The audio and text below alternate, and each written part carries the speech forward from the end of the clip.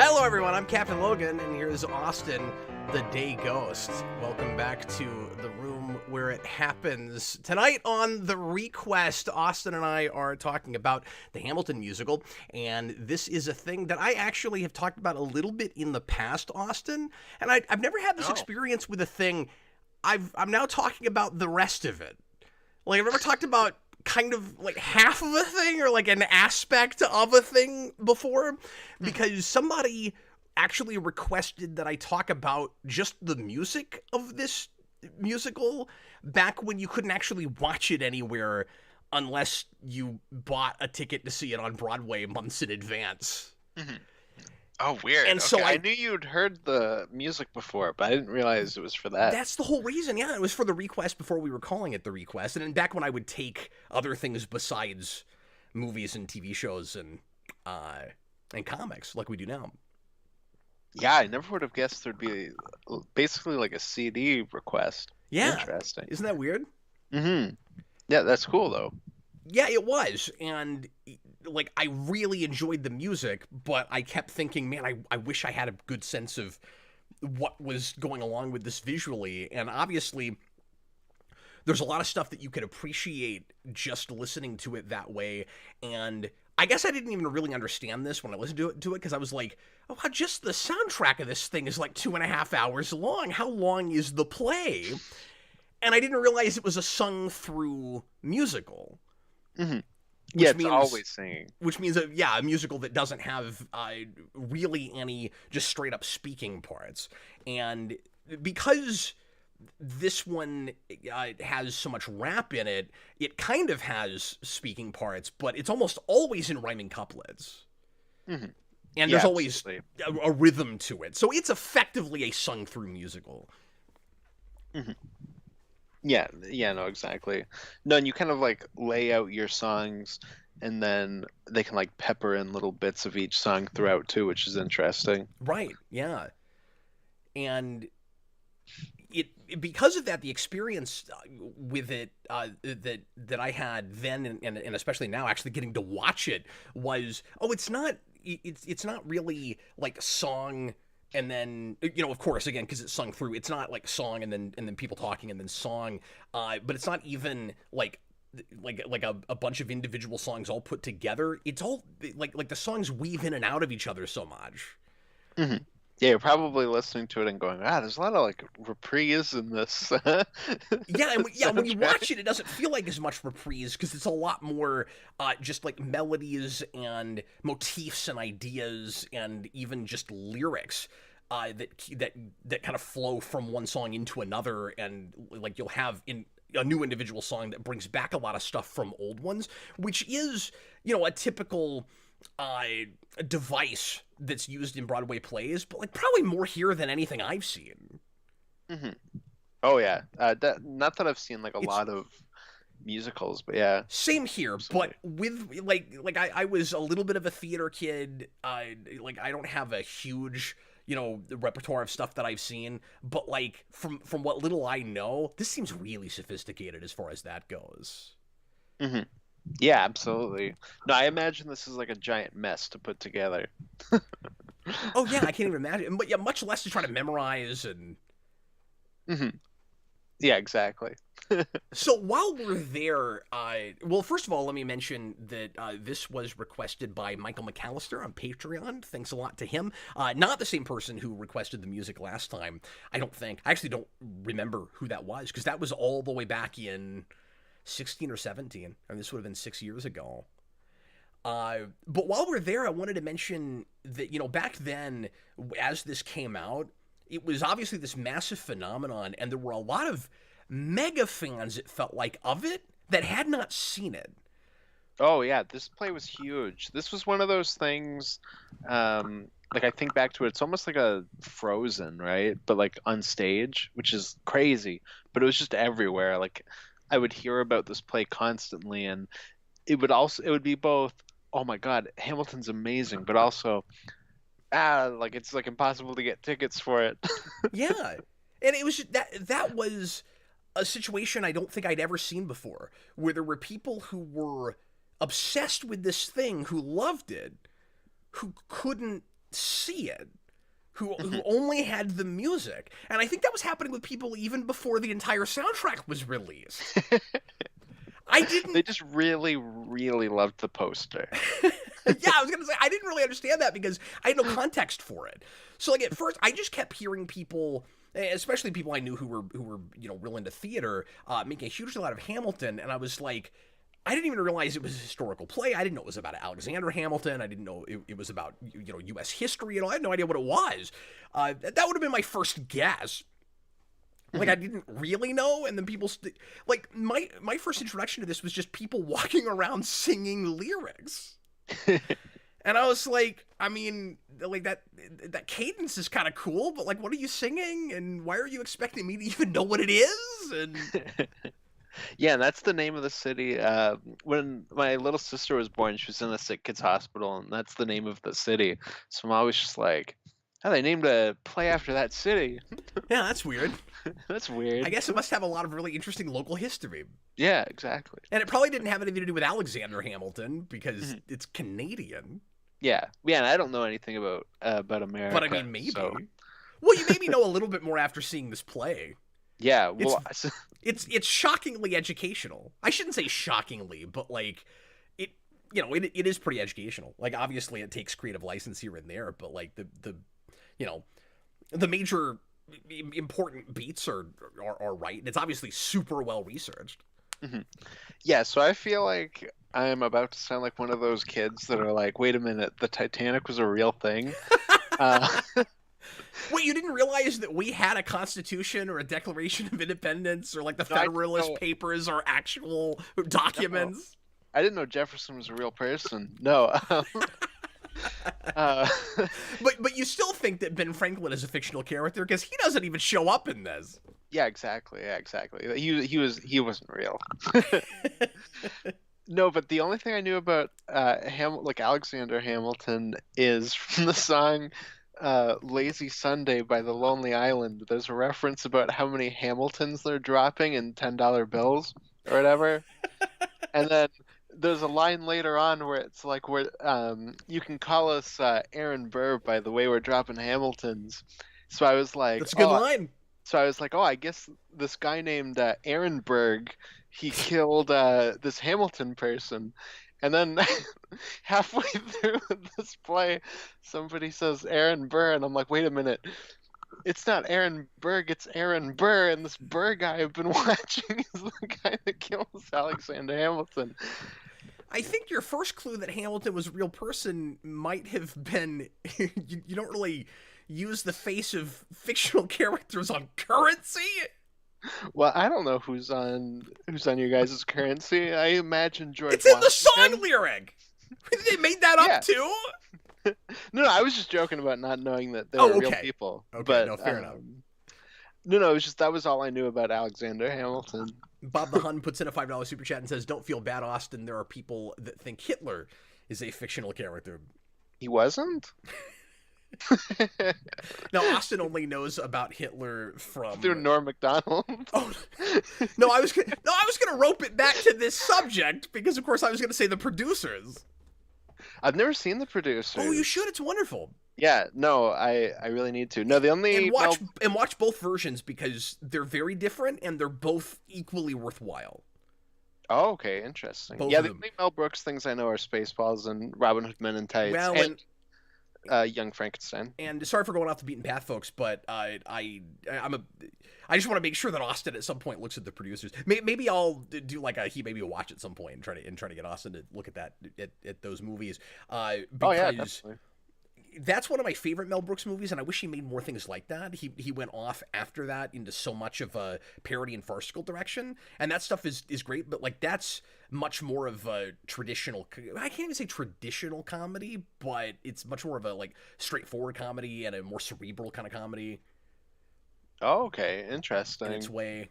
I mean, relatively. Yeah. No, I've been wanting to go through just all of his movies because there's a ton that I haven't seen. Like I haven't seen History of the World. Yeah. So yeah, like there's so many good things I need to see. Yeah, I don't think I'm ever gonna bother with that second one they put out. I think that's probably a mistake. But anyway, Brightburns1985 just put in a $2 super chat and says, tomorrow is my brother's birthday. His name is Tom. Well, congratulations. Happy birthday, Tom. Thanks for the super chat, man. Okay, so I want to back up for a second and say, and just talk a little bit more, if you don't mind, about my experience having listened to this first, because finally watching this, my biggest takeaway, Austin, is, oh, this is much more comedic than I realized. Mm-hmm.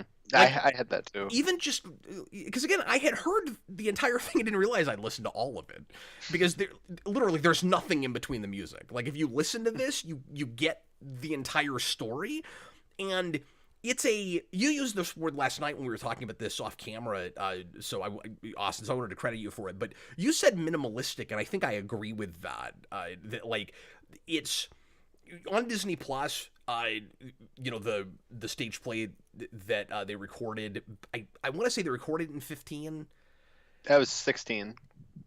Okay, well, here's the thing. I thought that, and I even wrote that in our title. But then when I was looking at, sorry, I'm running off from what I was going to say. But I was looking at the cast list on Wiki, and the guy who wrote this play plays Hamilton from 13 to 15 on Broadway, but then he's replaced in 2016 by another guy, but he's who we're seeing in the Disney Plus version.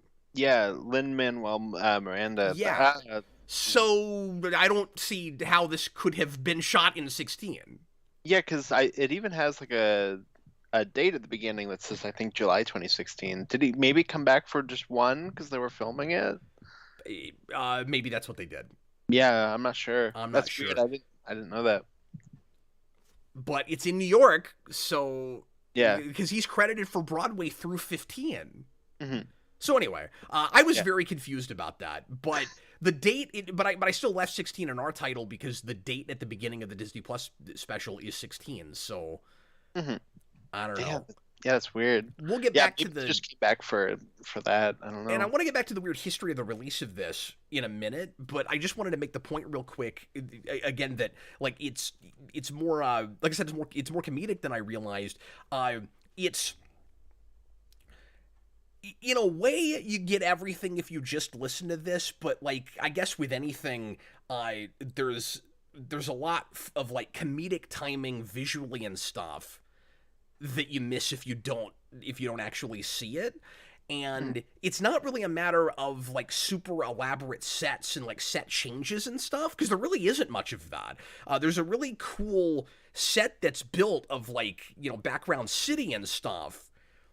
Yeah, they're in, like, a wine cellar. That's what made me made me think the minimalistic thing is, it's very, like, you get a lot of just scenes where they just kind of black out the background.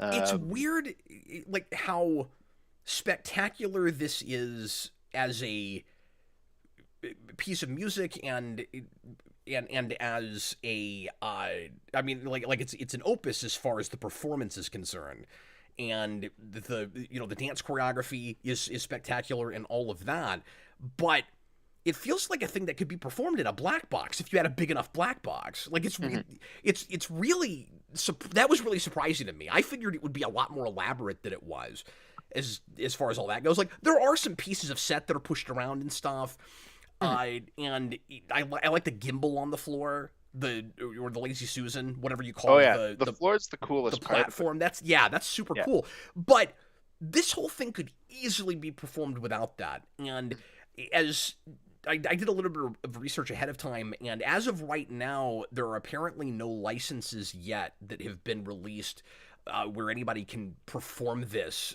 outside of the people that own the licenses. But as soon as that is allowed, every high school in the country will be doing this play, because, and as far as I know, that hasn't been allowed to be done yet. But exactly.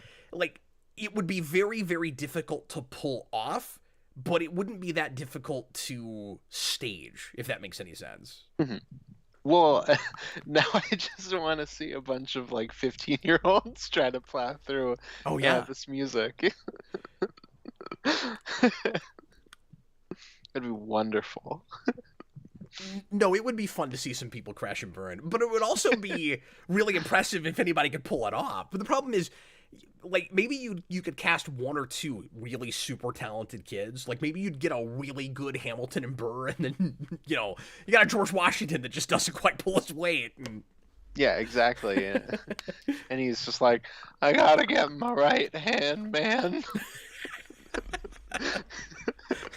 One last time. I'm leaving. Okay, so can we talk for a second before we really get into the meat of the play and the story and stuff, Austin, about the actual production and production value of the thing we watched? Because, of course, we didn't get to go see it when it was performed, and when it came out again, I didn't really have a lot of interest in it, because, like, I heard a couple of tracks and I was like, I mean, you know, it's rap and hip hop and it's impressively done, but it's not really my thing. So, like, I don't see myself like driving around listening to this. I sort of do now. It's so like it's all in my head now. You know what I mean? Like it's kind of catchy, and like I've you know, I feel like I've been assimilated by this material. Yeah, my reaction was like, oh, that thing that everybody wouldn't shut up about like 3 years ago is now on Disney Plus, I guess. Yeah. And then I remember I was at a dog park and my dad was like, you got to see this thing, and he pulled up his phone, and it was like one of those really awkward moments where he was showing me the one of the king scenes. Yeah. And it was like buffering every 5 seconds, but he's like, you got to check this out. This thing's really funny. And I'm just like, yeah, okay, yeah. Oh, yeah, that's good. Yeah, I've talked about this before. I kind of hate that I am this way, where if things are in my face and people won't stop talking about them, it doesn't matter how good they are or how much I probably am the audience for it. I'm not interested. I don't care until I can somehow come to it myself. So this was the exact right time for me to finally look at this when nobody's talking about it anymore except for the one person that requested it. It's a hipster Logan. Yeah, and again, I don't mean to be like that, but it's just when people protest too much, I'm like, you know, I feel like I'm doing it because somebody told me to, as opposed to, you know, like and you should be able to put that away once you're finally sitting down and looking at it, and like maybe I would if I, you know, really gave it a shot. And again, I listened to it before and liked it, but I still like wasn't, you know, I didn't get to that obsessed with it kind of place. And I can understand where you're coming from. Like I have like say like Stranger Things, for example. When that first came out on Netflix, I was like, oh, what's this show? I'll check this out. And I was like, oh, the season's pretty good. And then like it kept going and it like ballooned, and I thought the quality also tanked, and I was just like, sure. This sucks. I don't want any part of this. The nice thing about a thing like this is there's the one, and it can't get worse. Mm-hmm. Yeah, exactly. You know? There's no like Hamilton 2, Hamilton's Revenge or something where he comes back. But yeah, hopefully that never happens. No, you know what you'll get? 10 years from now, you'll get the like zombie version. Like, yeah, with like Abraham Lincoln Vampire Hunter. Oh, like Pride and Prejudice zombies. And zombies. Yeah, you'll get that. You'll get Hamilton and zombies, or Hamilton and aliens, or... Okay, but now that you say that, somebody genuinely should make a zombie Founding Fathers movie. They're back. Or what, and they just want brains. They just want the right for like life, liberty, and the pursuit of eating other people. Like, it'll be like, you all have the right to give us your brains. That's the new amendment. That's a musical written by what's his name? The guy that did the song about the zombies in the mall. Who used to open for They Might Be Giants all the time. Oh, I don't know. I can't remember his name right now. Tim Lyons did a cover of that song. I can't think of it. Like, give that to the Evil Dead musical people. Oh, sure. I'll make that fun. Anyway, so I wanted to talk about the actual production we saw. I had, well, first of all, let me say that when I finally got to actually see this thing, I went, okay, it's been 7 years. I finally understand the hype. It took this long. I get it now. Like, I thought it was good before, but now I understand why people were like really obsessed with it. And like, yeah, I haven't been able to stop to get it out of my head and stop thinking about it since I watched it. So like, you know, I've been indoctrinated now. It's absolutely wonderful. I get it. What it made me want is more stage plays, like shot really professionally like this and put out as movies, and then not every musical has to have a like big budget movie. Not that we make a lot of musicals anymore, but this should have just gone to the theater. And then and like apparently Miranda, the guy who wrote this, doesn't want it to be made into a movie. Hopefully it never will be, because you know he I think still has rights to his own work. I don't actually know that, since Disney's involved. Could just be distribution though, so it could just be they put it up for auction, where it's like whoever wants to distribute this, take it, and they won out. I don't know. Yeah, maybe so. That's the sense I get, but I haven't read up on that part of it, so I don't know. But anyway, I was just going to say, it turns out, because I watched this and I went, well, like, why was this Disney Plus? Why would you put this out in the theater? Because it would have performed. This was a giant phenomenon. And then it would have set a really cool precedent, I think. And it was supposed to be. And like with so many things, COVID kind of killed it. Yeah, and I didn't know that, but I remember it was like really early on in COVID, because it was like nothing can come out, and studios were just going, what do we have in our backlog that we can just throw out as content? And that, like, you know, like how we got the Snyder Cut and stuff like that. It was one of those. But this was intended for release in like 21, I think. Yeah, it was. They bumped it up a year. So yeah, it's too bad. I mean, in hindsight, it's too bad they didn't wait. But at that point, it was very difficult to tell what was going to happen with movie theaters. Yeah, exactly. No, I'm sure it still did really well on Disney Plus, like with everybody locked up at home. Yeah. And it's like, here's this play you can watch. But that doesn't set the precedent. No, I know. I agree. So that's what I kind of hate about it. Yeah. You that mentioned... should have been Cats instead of what they made. Yeah. But even then, you know, it would have been better to just put out a Broadway, you know, play version of Cats. That's what I mean. Yeah. Yeah, that's what they should have done. No, I thought you meant just release this instead of any version of Cats. That's what I thought you were saying. Oh, no. And I don't think I disagree with that either, but if you have to put Cats out. No, exactly. You know? Well, and I think Disney's making Bewitched, or not Bewitched. What's the Broadway? That sounds like a weird musical. You know, because that's the old sitcom. What's the Bewitched the musical? Oh, Wicked. I think they're making a Wicked movie. Okay. Just film Wicked. Yeah, just film it. Put it in the theater. Yeah, why not? Yeah. Like, what would it have to make its money back? You just take cameras to a thing that already has a stage budget, and you're paying like a cameraman, and you're paying for distribution. Yeah, like, if you want to pay less, just give like $1 to a homeless person and give him a camera and be like, there you go, film it. Well, no, I mean, it's got to be better produced than that. And one of the reasons that I'm saying this should have set a precedent is because of how well done the actual video production is. I really like that they put cameras on the ceiling. Yeah. No, it was way more than I expected. There's a lot of like they're really good about where they put cameras for close-ups and things, and like I realize that there's a lot of, you know, good professionally shot plays that go to TV and stuff, and like Fathom Events does them, but they don't release them wide. But you know, for like operas and things. But this was a little bit more than the bare minimum, I thought. You know, like it didn't feel like it was just shot live. It felt like it was edited after the fact, you know, in the right kind of way.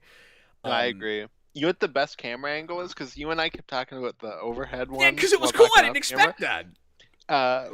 When they do like the bow at the end, it kind of backs out and you can see the first few rows of the audience. Yeah. And there's a guy on the left side you can see like That's really funny. I was like, oh, there's a guy on his phone right there. I did not notice that. Oh, Dylan Musciello says that he was the one who requested the music back in the day. Oh, hell yeah. And he happens to be here. That's awesome. So I think both of our requests. Well, I actually don't know if Michael is here right now, but we have heard from both of these requesters. They both have long Italian last names that begin with M. So there's a correlation. Yeah. Yeah, that's weird. What a strange coincidence. What is it with this play in Italy? But like, if you did this with more Broadway plays, like maybe you would have to pay residuals to your actors. I'm not sure how that works, and also who knows how that kind of stuff is going to work with just movies in general after the strikes and stuff. This would maybe be a little bit different because they wouldn't be Actors Guild necessarily. I don't even know how all that would work, but regardless, that would just be based on the actual take of the movie, right? So like, what does it have to make to make its money back? $1 million, maybe less? Does that technically have a budget of more than $500,000? Do this with everything. Just do it. Just do it. Because I'm sure some people would be like, well, nobody would go to the theater for a thing like this. How many people have to go? Just one. 5! Yeah, exactly. Enough old people at least will go out and see it that it'll make a profit. Yeah, absolutely. But well, and I think that was one of the reasons that this play was. We'll get back to the topic at hand here. I think that was one of the reasons that the play itself was as popular as it was it was very much a multi-generational kind of thing. You and I both, because Austin and I were kind of messaging each other back and forth a little bit while we watched this. I think, Austin, you and I were both impressed with like how accessible the music was, regardless of whether rap and rap and hip hop is your thing. Mm-hmm. Well, my main thing was it's like it's very just like strange, like all the different elements. Like one of the things I kept thinking about was like the Baz Luhrmann DiCaprio Romeo and Juliet, where like you bump that up to modern day and it's like they have like guns that are labeled daggers, where I'm like, it's is that the one where the gas station explodes at the beginning? Yeah, and it's like you have like this very modern I saw that in high school on this historical event, and like they're all rapping in like an era when rap didn't exist, and it's like there's like that part of my brain that's like there's a world where this doesn't work like at all, and it's like really largely embarrassing, but for whatever reason, it just all comes together and it works really well. Yeah, well, it helps that it stays in the period. Mm-hmm. So there's that anachronistic thing with the music. But that was the word I was thinking of. Thank you. It's not, but it's not trying to be realistic with any of that. I mean, like I think the way it was described by Miranda was it's the events as they were told the way we'd tell it now, or like told through a modern art form. Yeah, exactly. So, like, nothing has changed about the events any more than you would in your average biopic. Mm-hmm. Yeah, no, exactly. No, and it's like, obviously, you know, the founding fathers weren't black, but, like, that's all changed, and, like, it all works. Thomas Jefferson comes in rapping, and he's the most awesome character ever. Well, let's talk about the racial component for a second. Yeah, definitely. That was one of the things I have to admit that made me that maybe put me off about it in the first place a little bit. Not that you had, you know, actors of other races playing historically white people, but just that everybody was making such a big deal out of it.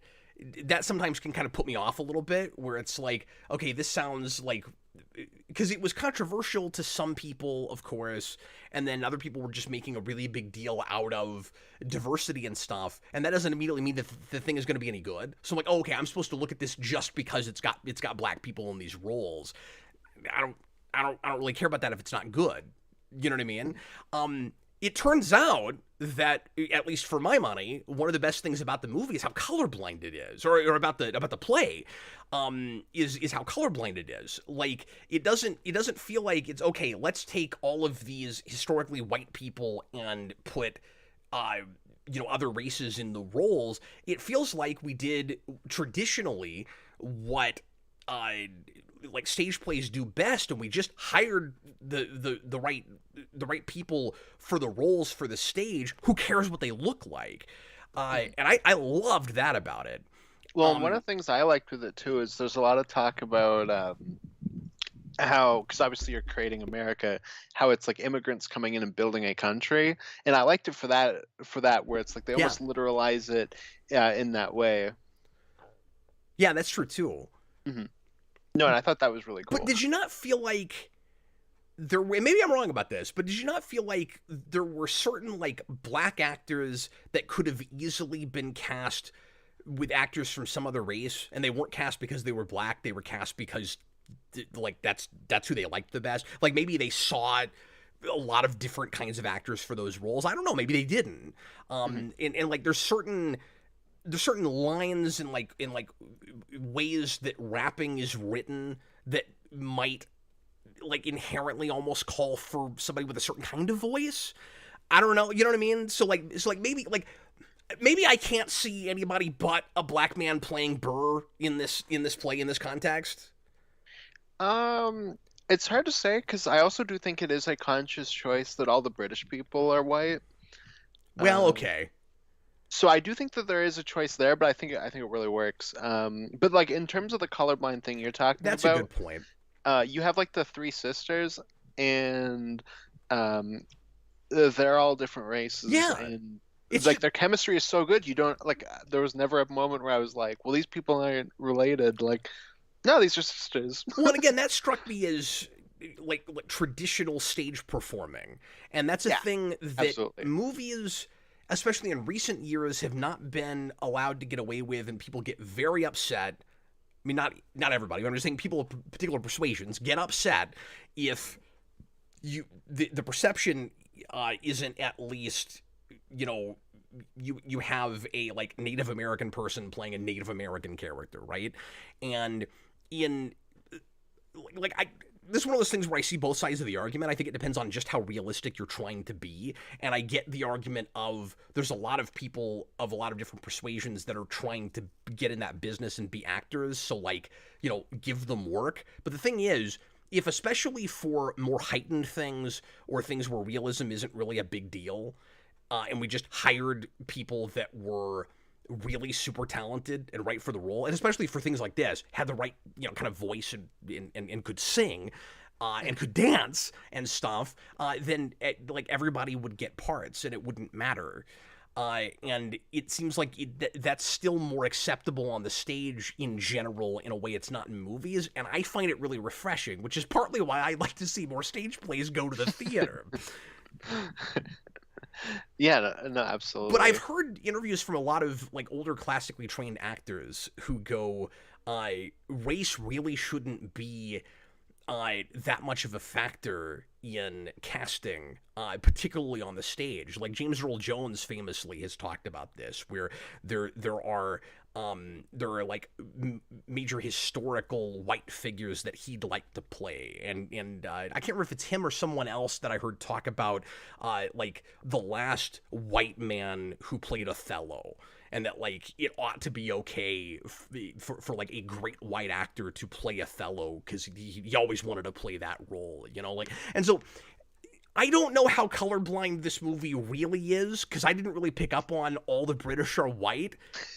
but it felt like that as I watched it, and like particularly with the sisters, where I was like, okay, that's cool. Like I'm not really supposed to think that much about that. Now there is a racial component to the story and the way it's told, of course, as well. We talk about the all black battalion of soldiers in the revolution, and we talk about the the horrors of slavery and all of that, and there is kind of that tinge, kind of that component of you have a lot of black actors on the stage who are dealing with the fact that we had slavery, but we are saying all men are created equal, all of that, but it's really thoughtfully done, and like I still feel like the casting is kind of colorblind, but the fact that we have a lot of black actors on the stage certainly has something to do with the fact that we've decided to talk about all of those things. Yeah, in the middle of it. I think I don't know if I'm making any sense, but not at all. You suck, sir.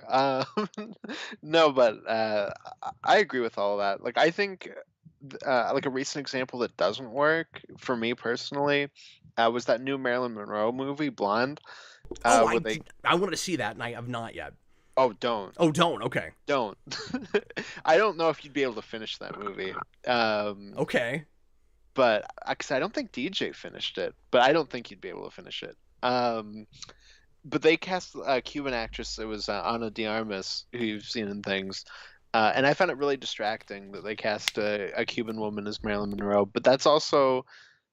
It's not as like stylish as this. So again, it really depends on it all the depends, approach exactly. and the intention and all of that. Yeah, if you're trying to make me feel like I'm more or less watching what really happened with a thing, then yeah, you got to be really careful about your actors looking like the real people who played them.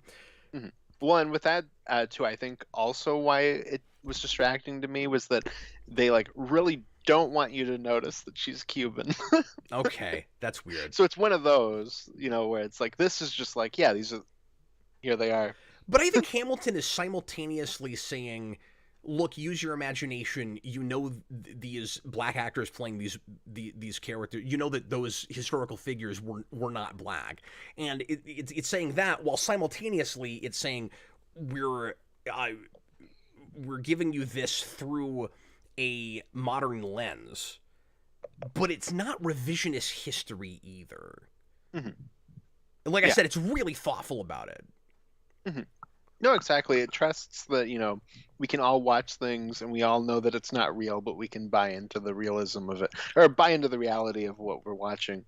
Yeah. So like some of the things it chooses to, I guess my point is some of the things it chooses to focus on, like mm-hmm.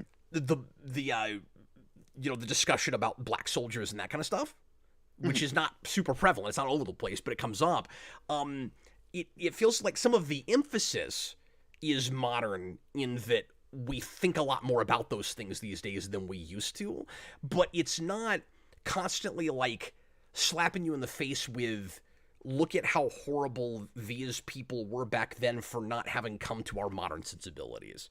So it doesn't feel the need to keep going like, look how oppressed all the women are. Like, from the perspective of the time, the morality was different, and like the play understands that. Mm-hmm. Does that make sense? So like it's through a moral lens, but it's not trying to change the character's morality at the time, or like stomp on them any more than it makes sense to for any of the like moral choices of the time that they're making. And that's where I found it very thoughtful. Mm-hmm. Yeah, absolutely. Yeah, because it's not really about that stuff, but we still. And there are a lot of, and what I found really accessible about it, and where I found that it really resonated with me, is the actions and consequences for individuals, particularly Hamilton and Burr, of course, because it's a character study for Hamilton, for like personal choices they make that anybody could make now, like scandal and choices that you make in going against your friends and that kind of stuff. Like, we're finding through historical things that more or less actually really happened, we're finding the timelessness of the story. Like, this is a really Shakespearean story. It's a really, like, Greek tragedy kind of story. Yeah, and it it's covers it's really way more. it's perfect. It's ripe for this sort of story. With Hamilton and Burr, I mean, you have the classic Lex Luthor, Clark Kent, Xavier Magneto thing, and it's wonderful. Yeah. Yeah, no, it covers way more ground than I expected going in. Because, like I said, the only thing I really knew going in was the that King scene that I had to watch buffer for like 20 minutes, and and I've heard the Weird Al polka of Hamilton, and like that was kind of it. That was what I came into knowing. Yeah. And I assumed it was all just about the creation of America. I didn't realize it covered as much, or not even that, like just them fighting the British. And it covered way more ground than I expected it to. Yeah, and it goes over a really long period of time. Mm-hmm. Yeah, exactly. No, it covers like most of his life, in terms of his deeds. Which is also where the lack of realism comes in. I mean, this is intentionally done, where it's not like as it progresses, the characters are acting older or like caking up makeup or. Mm-hmm. Yeah, exactly. Any of that, you have to keep kind of reminding yourself by the end of the play, like, how old is Alexander Hamilton in the duel? Like, because at one point it's been 30 years, and I'm like, oh, has it? I guess it has. And like the entirety of the Revolutionary War happens over like, I don't know, 15 minutes in the play, like. This is a period where everyone lived to be like 40. I assumed it was really like 6 months. Well, no, but there's a line somewhere where it's like, no, I know. Hamilton and his wife have been married like 30 years or something. Yeah, no, I know. Well, and also think about how much history. Look, I realize that you don't live in America, Austin. But like, think about how much history you have to have. I really didn't expect to ever review this play with a non-American, by the way. Well, I assumed American history was like it started at the bottom, now it's here, and like that's what it is, It exists. But I don't know. What I was gonna say is, you gotta remember, like, just like you said, just how much like time it has to span in, like, because it starts obviously before the Revolutionary War, and then we have that, and then we have, I mean, we go through the first two presidents. Mm-hmm. Like, it's a lot of years. You're only president for 4 to 8 years. There's also a lot of material that I wouldn't expect a play like this to get as deep into, and I feel like the rap format really allows for, because I don't know, there's just so much language that you can sneak in discussion about so much stuff, like all of the political issues at the beginning of the founding of the country, all the discussion about like Hamilton trying to get certain policies through, and like we actually get into what his like platform and beliefs and stuff are on issues. Like we get into policy, which was really surprising to me. Yeah, no, a lot of the political all the stuff about all the stuff about like whether, I'm trying to remember what the issue was with like states' rights and it was if one state starts to go under, all of the other states have to bail them out. And Jefferson's like, your state's going down the crapper. Why do I have to pay for that? Yeah, I don't think so. Because it's just a way for you to battle. Yeah, because it's just a way for you to spend irresponsibly, knowing that you have the safety net that somebody else is going to have to be responsible for. Yeah, exactly.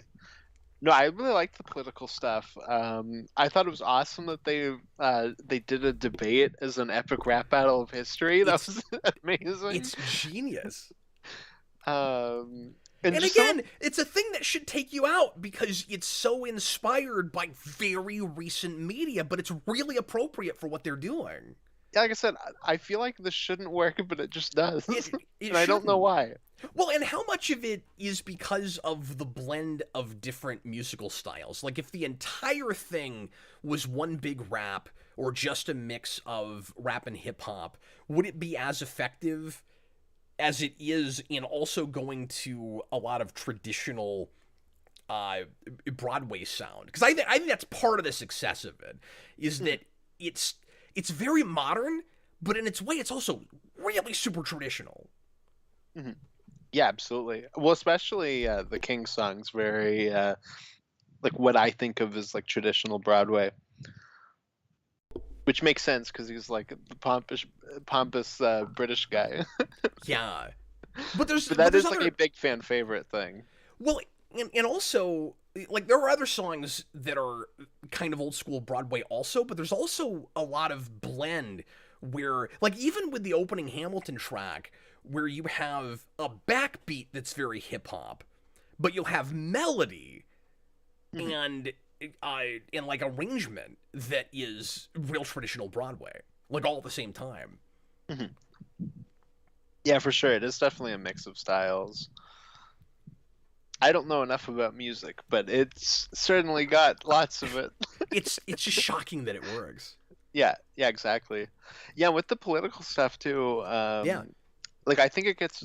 I mean, you said earlier that you're surprised by how funny it gets in places, and I think like a lot of the political moments are really funny. Like I really like when we're doing the second election, and there's that part where Burr's like, "Well, I lost, but I'm the vice president because that's how that works." And Jefferson's like, "I don't think so. I can change it. I can I'm the change that now. president." Yeah. It's great. Yeah, they get a lot of comedy mileage out of stuff that really happened. Yeah, exactly. It's easy to look at history, especially from, a couple 300 years ago, and go, oh, look how dry all of this is. And, Yeah, absolutely. when you're reading this stuff in a history book, it's easy, and I always had this, when it's not centered on a singular character and you treat it like a fictional character arc, I tend to get kind of bored. I tend to like wonder what the relevancy of anything is. I have to really get hooked into somebody's story, and that's when I start to really appreciate the history around it. When I remember actual events and dates and places, it's because I cared about the people involved in it. Mhm. And I agree. that's one of the things that an effectively told story like this can really do for you, is it makes you care more about the history. Now, you should probably go in and read up on what really happened in case it intentionally flubbed anything to make its story work, because as we talk about with biopics all the time, and increasingly we're talking more and more about biopics on this channel, it is uh, it's got to be an effectively told, like quote unquote fictional story first. That matters a lot more than Yeah, you're historical still adapting. accuracy. You're still adapting. It's starting from a place and then telling a story. Mhm. But something like this can really make you care more about the history. And I really had that with this, where I was like, I've really never been all that curious about this period of history. Um, like obviously it matters, and you want to know some of it, but like whenever I read about like the founding of the country, the Constitution, my eyes glaze over. Like, I have a hard time latching on to anything. And I don't mean to say that it's got to be juicy and sensational before I care. I just mean this guy in this play seems like a real person with like hopes and dreams and flaws and interests and passions, and it is a fully realized character study. And now suddenly I care more about what happens in the actual history. Mhm. Yeah, I mean, it's the difference between like a good history teacher versus a bad one, right? Where like a bad one will come in and be like, and then this happened in 1763. Thomas Jefferson brushed his teeth again. Yeah. While like a good history teacher will be like, okay, here are like the characters involved with the situation, and here's how it plays out. And there's a I lot of agree. speculation that you have to do Oh, because 100%. you don't always fully understand motivation and what really happened behind the scenes of anything. Hmm. And so when I say like I want a character who's like real and fleshed out at the heart of it, like there's a certain amount of that you have to guess at. And that's why stories like this are cool, because in a story you can get away with making up some of that. Yeah. No, absolutely. No, like when I think back to We don't history really class know in how the school. duel went. Mhm. Yeah. For at the end of this, for instance, we don't actually know for sure, like why Hamilton like shot into the sky the way he did. It might have been as noble as it's played in the play. It may not have been. Well, considering when it actually happened, he was probably trying to kill God for forsaking him. Well, he's not Jesus. No, but it's still in the period where everyone's afraid of God. Oh, I see. So he was like, God's forsaken me. I'm gonna shoot him instead of Ehrenberg. When you thought it was Ehrenberg, did you think he had a first name and like he was just referred to as his last name, Ehrenberg? Well, because in that song they only refer to Hamilton as Hamilton, so it's Okay. Hamilton and Ehrenberg. Hamilton and Ehrenberg, yeah. And Well, that's just a matter of syllable count, really. Yeah, and I'm notorious for mishearing lyrics, so is what it is. You can't be worse than my wife. Let me read a couple super chats real quick. Robert Wild, $2 super chat. Should the Captain Logan biopic be a musical? Yes. Instead of I dreamed a dream, it will be I reviewed a review. Yeah, somebody else should probably play me, because like I sing okay, but I don't have the You can best be Hugh voice. Jackman. Oh, He started as like a Australian Broadway singer. no, that's true. But there's, I don't know, what was it? There was a musical I saw him in that was just okay. Oh, Les Miserables. Yeah, that's what it was. I saw clips of that and was like, I don't ever want to have to sit through this movie.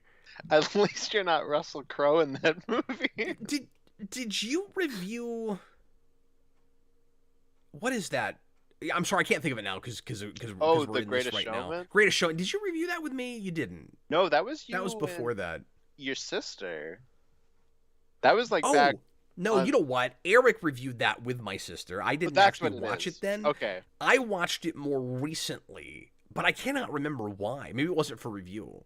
Oh, okay. That's what I was thinking of then. I was like, I knew your sister came in to do a video on that. Okay. Well, this is not interesting to anyone. I apologize. Chewbacca's Lover, $5 super chat. Imagine if the losing presidential candidate still got to be vice president.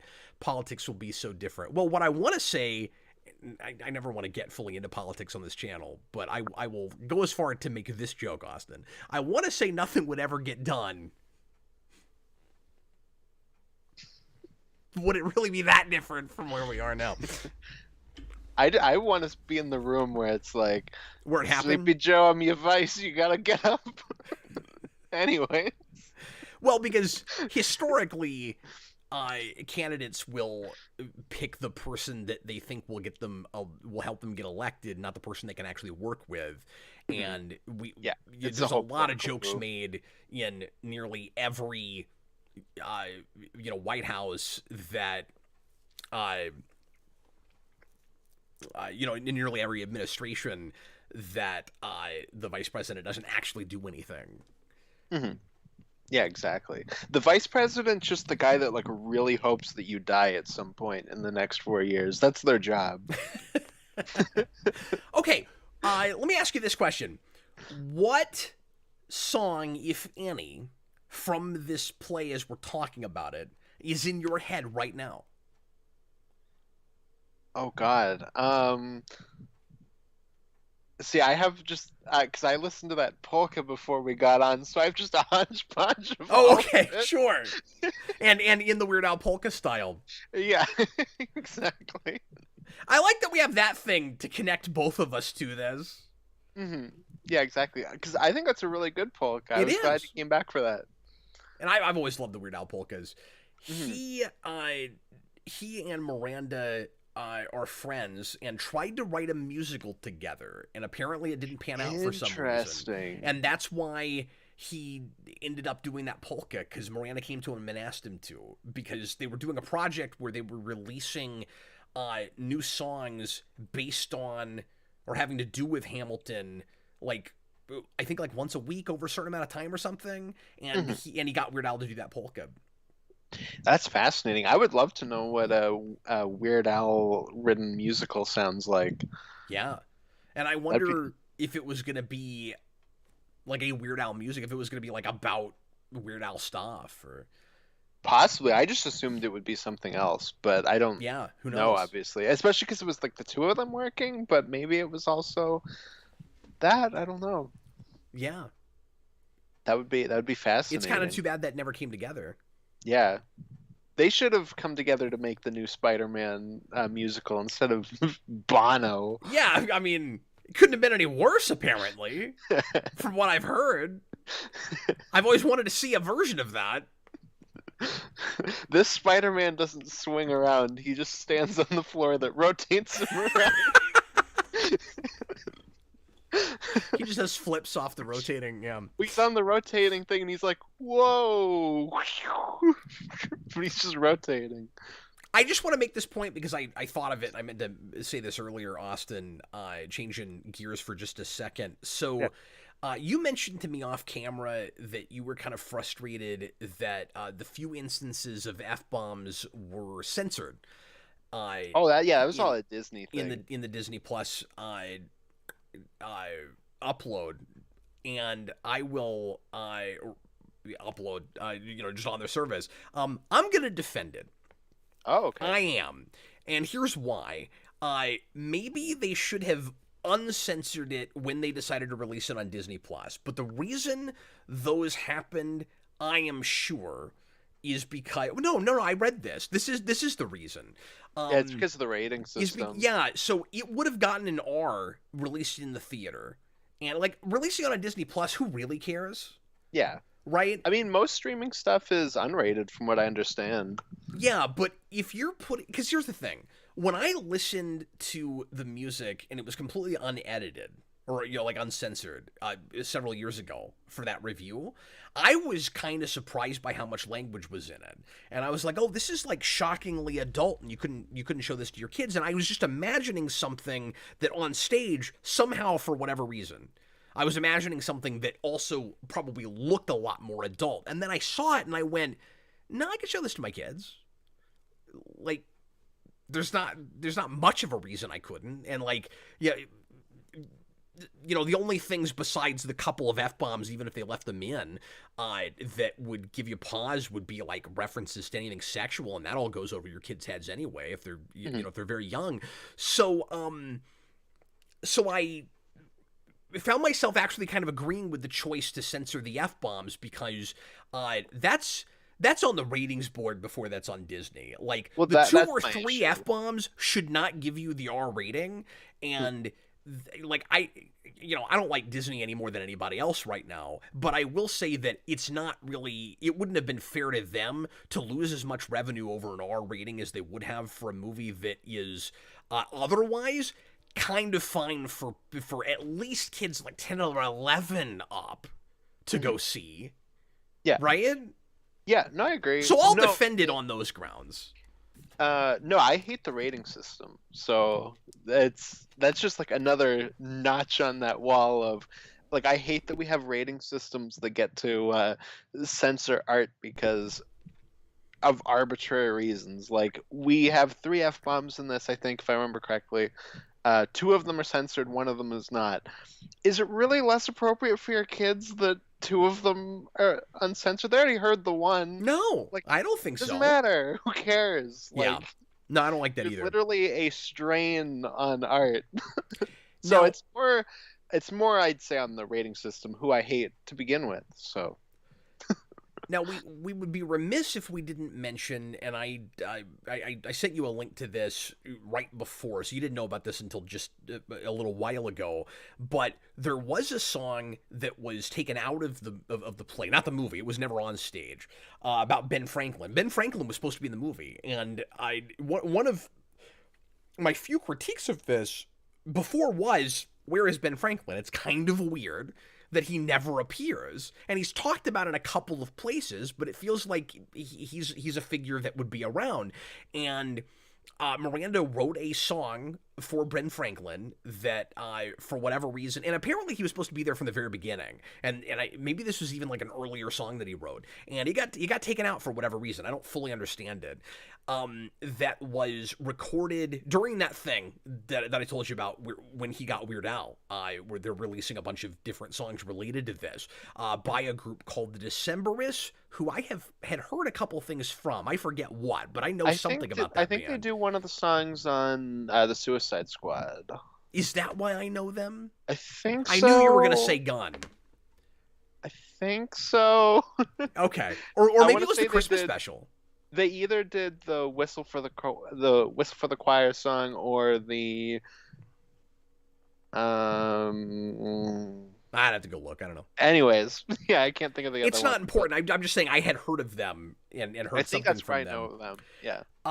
That song is very catchy, like so much of what's in this, and it wouldn't have been done in exactly the same style the Decemberists did it in, but I could imagine it, in the play.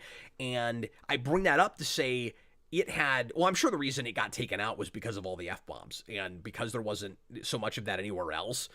I imagine, I don't know this for sure, that it was probably decided, maybe we don't need this much language in this play. Maybe they were even thinking ahead, like, if this gets popular, maybe we'll release it in some way. I don't know. But you've got Ben Franklin saying I'm Ben effing Franklin, and it's hilarious, and it's kind of sad it's not there. But it also might have been, it might have taken you out a little bit, where all of a sudden you just have this many F-bombs in a song. See, part of me kind of wishes it was there just for them to go full planes, trains, and automobiles, where that's just like a PG movie where in the middle there's a scene where they drop 30 F-bombs for no reason. So it's an R-rated movie, and I really respect that. It's really funny. Yeah, or you know what it would also be like? It would be like in Captain Invincible with the BS song. Oh, yeah. Yeah, exactly. For the three people who know what we're talking about. Mm-hmm. Yeah, so there is that part of me that's like, that would be so funny. Just all of a sudden, we're just boom, boom, boom. But whatever, it's not the biggest deal. Do you have any major criticisms of the play itself? Like in the way it's put together, in the length and pacing, in lyric writing, in storytelling? Is there anything that you just wish was different? Not offhand. I think this is just a me thing. But I think not knowing that it was just song, singing the whole way through, and like I said earlier, I'm really bad at hearing lyrics. It took me maybe 10 minutes to adjust, where I'm I feel like it's throwing an info at me, and it's just all going over my head. But like I said, that's more of a me thing. But I feel like it took me a little bit to kind of adjust. I know I'm always arguing this with you, but it really helps to watch this with subtitles.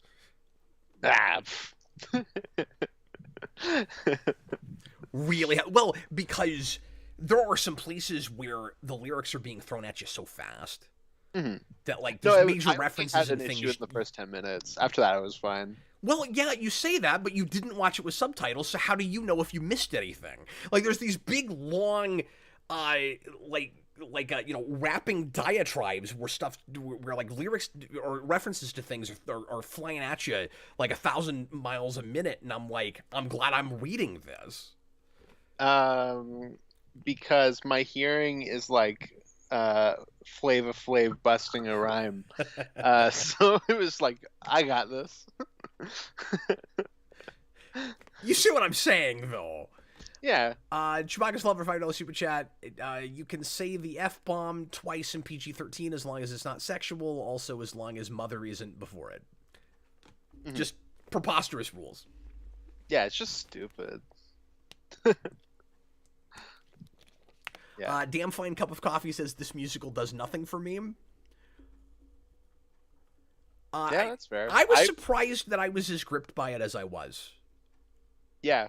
I definitely had that too. And it might have helped that I was primed for it, having heard the music a long time ago and not really thought about it since then. Yeah. When going into it, I was like... I was excited by context. Yeah. No, going into it, I was like, this will be interesting, but like, I'll probably walk out being like, yeah, it was fine, but it's not really my thing. And I walked out going, no, that was really good. So, yeah. Yeah, what else But I did know we some have people like that that? have that. We had that with something else somewhat recently, where we kind of threw our hands up in the air and we were like, okay, we understand why this is beloved. Every ReQuest? No, I don't remember. Yeah, I forget what it was, but we have had this experience with some Was things. it also a musical thing? I don't know. What is the last musical we reviewed? Was it Anchors Away? No. Or have we done something since then? No, it was America F, yeah, it was World Police.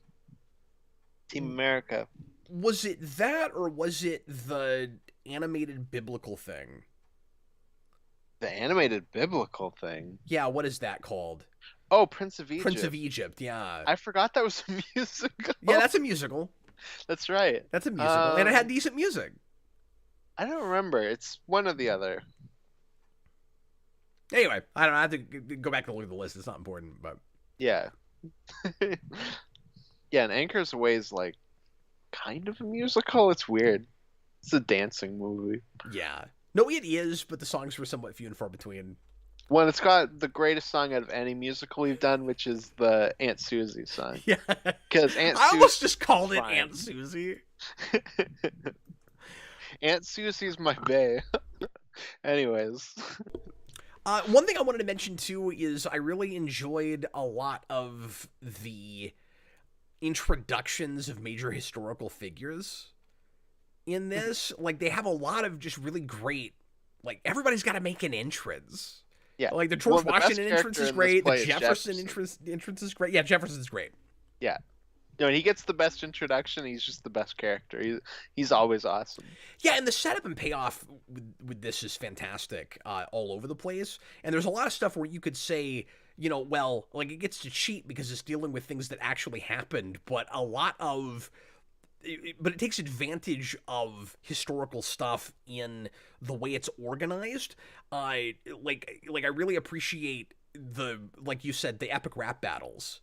And then not too far after that, you know, like we see these guys are bitter rivals, and we see that through the epic rap battles, and then it's so much more effective that we've seen their animosity, and we've really delved into why they don't like each other, and then they become allies later, and then the way that makes Burr, you know, even angrier and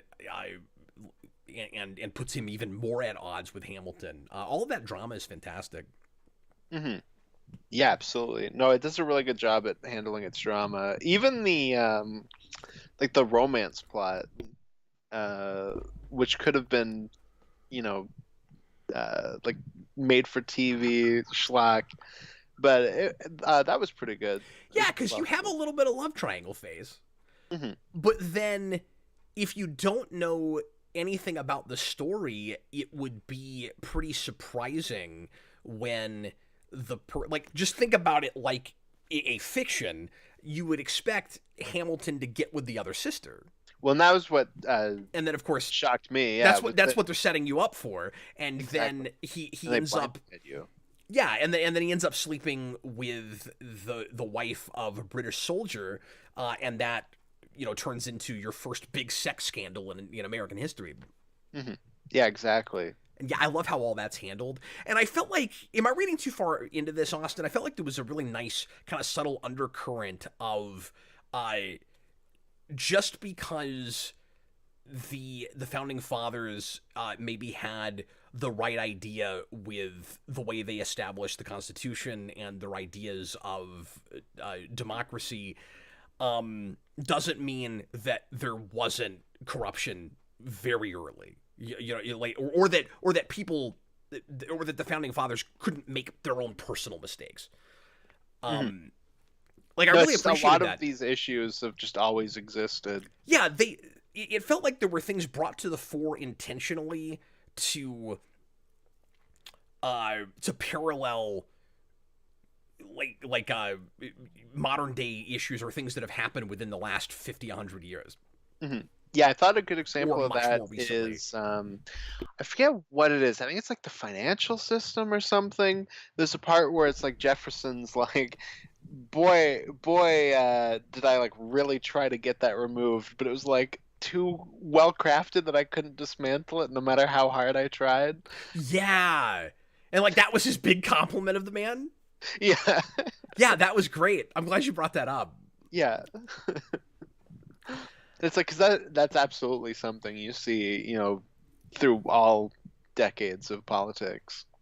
I also appreciate all the different levels that this movie works on. Like, if you're a big history buff, you'll appreciate all the reference that it has for like actual things that happened, even if it flubs, especially personal life things here and there to tell the story it's telling. It's relentlessly entertaining as a musical. It has a lot of musical numbers that sound like things that could go on the radio in the best possible way. But then, just on a pure storytelling level, it's really effective. Like, it doesn't matter the time period that it's in, or the trappings of it, or that it's on stage. Like I said, it's got a really good character study, and I should say too, because it is that Xavier Magneto thing where, like, at first glance it seems like you're looking at two guys that want the same thing, and then by the end it's very clear that they do not. And although it's different than that in that Magneto does have principles, and this is more like Burr is more of a Lex Luthor type, right, where he is just out for himself, and he is very calculating, and he's very pragmatic, and he has a lot of ambition, but he doesn't have the moral grounding that Hamilton does. And yet Hamilton also has some of that like raw ambition, and he's maybe too concerned about his legacy over his morality in places, which of course really gets him into trouble. I really like all the stuff about how like he's never satisfied, and there's a whole song about that, and that's both his greatest strength and greatest weakness. There's so much character stuff that, and I'm sure people have, that you could sit down and write very lengthy papers about. Yeah, you could write a paper just on the not giving away my shot song. Oh, I know, man. I was thinking about that today. I went back and listened to that because after watching this, I went, I wish I'd waited and shown it to Jason. So I played him a couple of tracks, and I played him that song. And I didn't realize until I listened to it again that the word shot in that song is like a triple, if not quadruple entendre. It's just all the entendres, yeah. Oh my god, it's wonderful. Because like they're in a bar and they're drinking shots, and then, his shot at being a part of history, and then like the actual literal gunshot, and then that foreshadows the shot at the end with the duel that he doesn't take, because he's not going to take he's not going to miss his shot, but then he does because he tries to do the noble thing for his old friend turned bitter enemy. Like, it's wonderful. Mm-hmm. Yeah, no, absolutely. It's so good. No, it's so well crafted. It's insane. So yeah, I mean, I could easily sit down and write an analysis of this. Mm-hmm. Yeah, no, it'd be super easy. I also like the choice that he's got like his friend that dies in the war, and then his son dies, and they're played by the same person. They're Yeah, like the only character that die. that's intentional. Yeah. Yeah, Well, that was and a there's a good whole choice. motif with the duels Hmm. Yeah. that's set up with that, and I'm not entirely sure how to read it on one viewing, but there's I don't know. There's something about like the like nobility with an enlightened person involving himself in a very kind of barbaric thing. I don't know how to break that down yet, but Hmm. Although I will say, America would be a better place if they just brought back duels.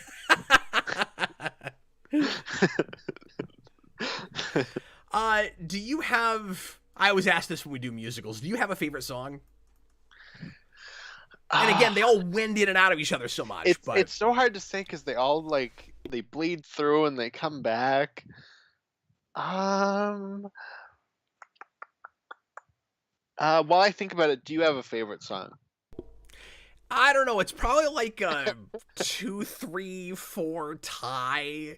Uh, because again, different musical styles. Yeah. So it's kind of just about the melodies that get stuck in my head, or the rapping with lyrics that are just so damn impressive. Room Where It Happens is just like an earworm.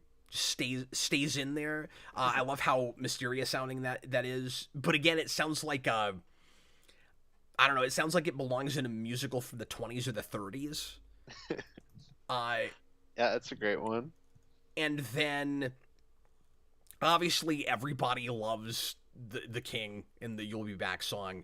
I I was almost more impressed with his performance than I even was the song. As much as I love that song, Mhm. um, he Well, comes that's in 3 fair. times, Yeah. and I really appreciate the evolution of that, or the kind of building on each of those that it's doing, which is a device, a real, again, old-fashioned device that's always effective. And that actor is like so intense.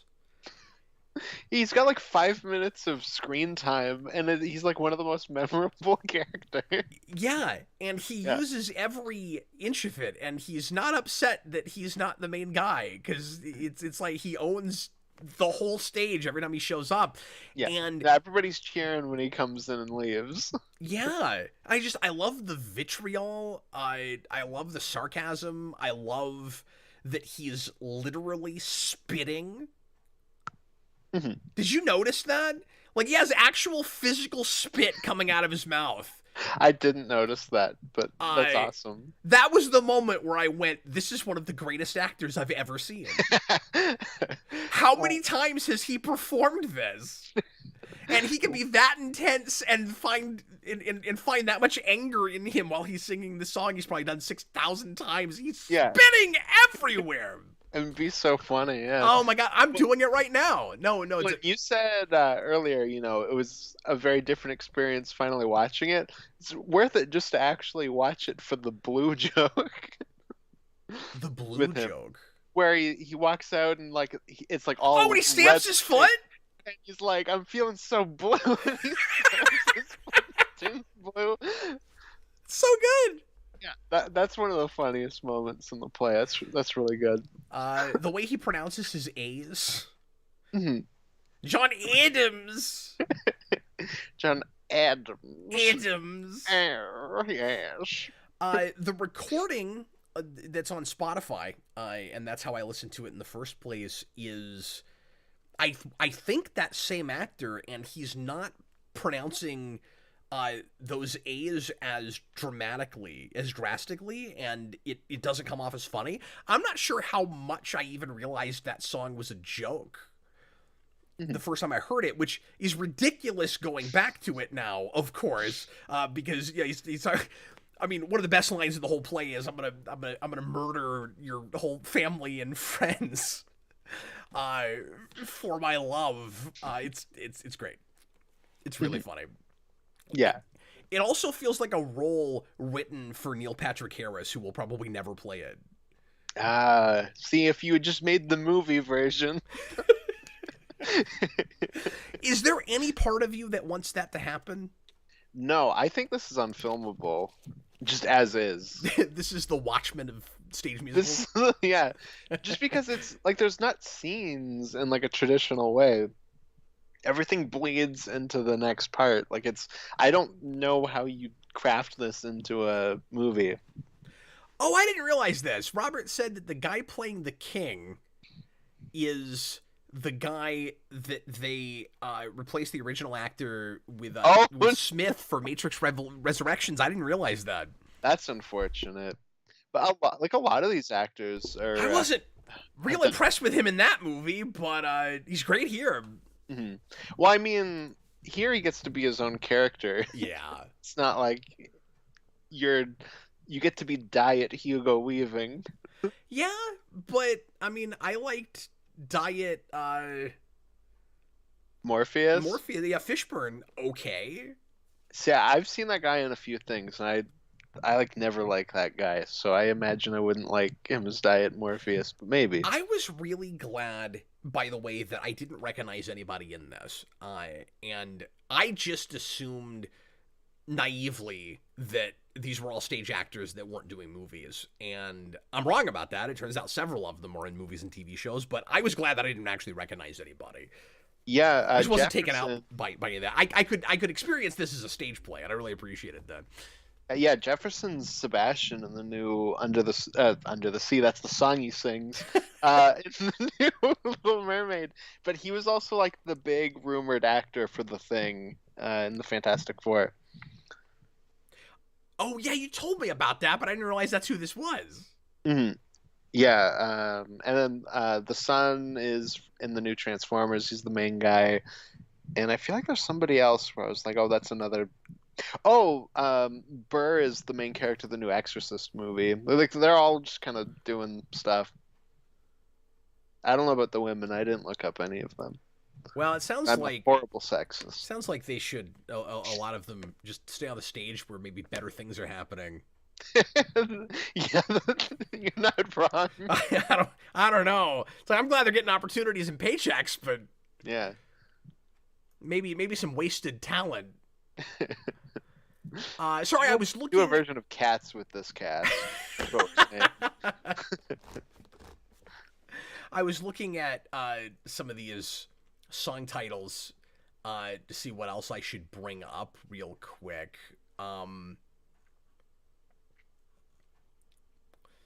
But yeah, like Right Hand Man is really good. So I think my. Oh, and obviously the Obedient Servant song is amazing. When they're writing their letters to set up the duel, that whole thing is crazy. But oh yeah, that part's really fun. Burr is that actor is brilliant. Like I feel like I mean, obviously you've got to have a good singing voice and you got to be able to rap, but like he's got this really impressive smile that kind of tells you everything. And that's of course important, like thematically and everything, where he's singing about his pragmatism, and you don't want to like reveal too much about yourself, and keep it close to the vest and just smile. But it's like this devious thing, and again, if you don't know the history and you don't know where it's going, you might not realize that you're looking at a Lex Luthor. And then once you get to, the turn, you get to the kind of Judas of it all, and you go, oh yeah, I should have seen that all along. Like, well, it's especially funny because he comes out and he says that he kills Hamilton in the first 5 minutes. Well, that's true. I mean, but it's, it's easy to forget all the stuff that the Greek chorus says at the beginning of a play. Yeah. No, I just mean which is essentially what that is. It tells you from the beginning, and then it kind of. No, I don't know. Rules are a little bit different for stage plays, I guess. I really like that in this. Like, sometimes with other stuff, I always complain about this. I don't love the, like, you give us the stuff that happens later and then jump forward to the beginning. That's almost more like, I don't know, like a log line or table of contents or something, where, and again, it's like the Greek chorus, but it's, like you said, revealing the whole story. It's like, it's like here's what happened. I think it's because we're dealing with real history. I think that's part of why it's effective. Yeah, because you said the Greek thing. Another thing I was thinking of with this is Disney's Hercules, and that picks like a very specific take on the Gospels that I feel like shouldn't work like the rap music in this. Oh I was yeah. thinking about that quite a bit. Well, yeah, because that whole movie is in a gospel style, right? Yeah, exactly. And it shouldn't work, but I think it does really well. But Jareth Gearhart, is that a cat's ear on Cap's shirt? No, this is the Luther Corp logo from Smallville. We just keep mentioning cats, so. Chewbacca's lover, $5 super chat. We'll wrap up here in a minute, folks. Imagine if we still had duels now, you would have Snyder fanboys and Disney stands? I don't know what that means. Killing each other over online arguments. Stans is slang. Okay. It's like you're obsessive fan. I think it comes from that Eminem song, Stan, but I don't know. But people say that a lot where they're like, oh, it stands. I am like one of the worst internet personalities of all time in that I don't ever know what's actually happening on the internet. Yeah. I go online to do this. Other than that, I'm not paying any attention. You're like, what the hell is Disney? What are you talking about? No, I'm not plugged into that culture. I never. People are always bringing up. The first time I heard fire, I was like, is that negative? I don't even know what that means. Well, everyone's on fire in the future. Is there something wrong with the climate? Why is everything so heavy? Why is everyone on fire? If we had remaking that now, if we had duels now, everybody would be dead. It would be so awesome. It would decrease the surplus population. Okay. That was a joke. That was a reference, folks. I just feel like politics would be way funnier if they had duels. Oh well, yeah. Yeah. I mean, it would be funny, but I'm fine retroactively, you know. Yeah, I'm fine making it so that only politicians are allowed to duel. But if everyone can duel, that's cool too. You just want it to be the Wild West again? Yeah. Yeah, I think that'd be really funny. So, like I said, Burr was easily my favorite character. That is an archetype in fiction that I love, and probably a lot of the reason that I'm so into superhero stuff. So I'm going to find a way to connect it to that, to connect anything to that, I guess. But this... Well, it was really weird when he rocked up in like a big metallic suit to fight Hamilton. that part was a little like, I don't think that happened. In its way, it kind of has the skeleton of a superhero story. Mm-hmm. Right?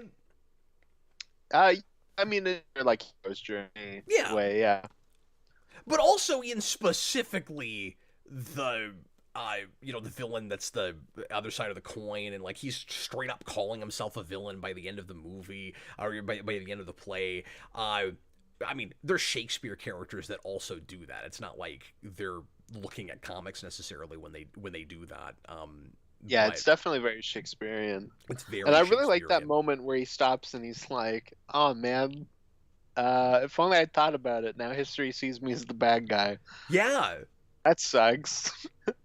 That's the type of thing where that's probably not accurate to history, but like it works really well. It works in the context of this, where everybody's very, and this is real, again, traditional stage play where the characters in the play seem almost self-aware about the fact that they're in a play, where, you know, it doesn't go insanely meta about it. I don't mean that, but the idea that they're keenly aware that they're major players in history and that people are going to write about this, and they care about what their place in history is going to be. In fact, in both of those characters' case, to a fault. Mm-hmm. And that's even dealt with his wife, who takes herself out of the narrative and then when they are able to reconcile, and especially after the death of their son, and then after Hamilton is killed at the end, she writes herself back into the narrative. One of my only complaints, and I don't even know how fair this is just, like you said, with something earlier, kind of a personal preference thing. And I don't know why, Austin, I have this a lot with plays. I didn't love what we're left with at the end. Like, it felt like a theatrical, like, stage play version of the ending of like a biopic. Where you get like the text crawl. Yeah, and it's just she's singing about all of the things that she does, his wife, all the things she does to to like move his legacy forward, right? Yeah. And she's got this list of things, and then there was something almost unintentionally funny about the cast around her just singing Orphanage over and over again. And then that's like one of the last things that happens. And then sort of like the ghost of her husband shakes her hand, and I don't really know symbolically what we're doing with that. Except that like he's still with her legacy wise. Maybe I need another viewing. I wasn't totally sure what we were doing with that. And then yeah, it was like the Titanic ending where she rocks up on the boat. I don't know. It wasn't. I don't know if this is fair. I don't mean to say everything needs to be super sensational. It wasn't as punchy as I wanted it to be. Yeah, that's fair. But I don't know what you would do. Yeah. Both of your main characters have a duel and are dead at the end of the thing. So, like I said, it reminded me of like the text at the end of a biopic, which I thought was strange. Okay, I'm sorry. I'm second guessing myself. Burr doesn't die in the duel, does he? No, because Hamilton just shoots up. Right, and then that's why I said he was trying to kill God in real life. And then, what finally happens to Burr? Are we told? No, that's when they go in on him, and he talks about how he ruined his legacy by doing that. Oh, that's right. That's okay. Mm-hmm. Sorry, I could not remember. Yeah, it's okay. There. Yeah, you don't really see like anything that happens to like anyone around there, with history, but. I don't, with that specifically, with her just kind of explaining what happens, I thought the actress did a really good job with it, so it kind of won me over on it. But I did think it was weird in the moment. Or like initially, and then she won me over. But I think it's all just, it was sold well by the actress. Robert says the final moment is Eliza reacting to the audience, like she's literally seeing that she succeeded and people still remember the story. Yeah, because they're talking, because she's talking a lot about the narrative aspect of it. Like that this is a story worth telling, and that Hamilton doesn't get talked about as much as the other founding fathers.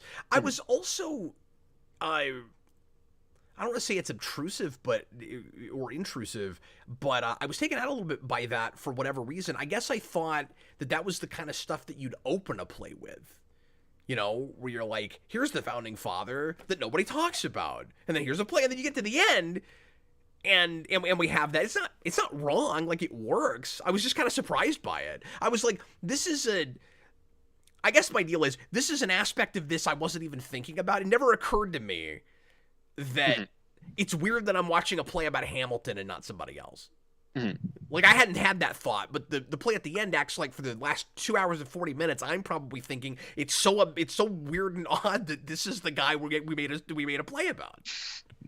Yeah, it's like you're thinking instead of that, like again, biopic text at the end, it should have been, like the beginning, the like, now this is a story all about how.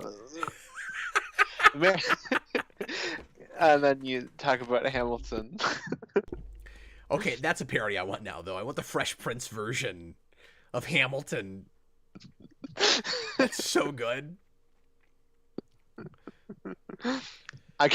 Every time Jefferson shows up, Hamilton got scared.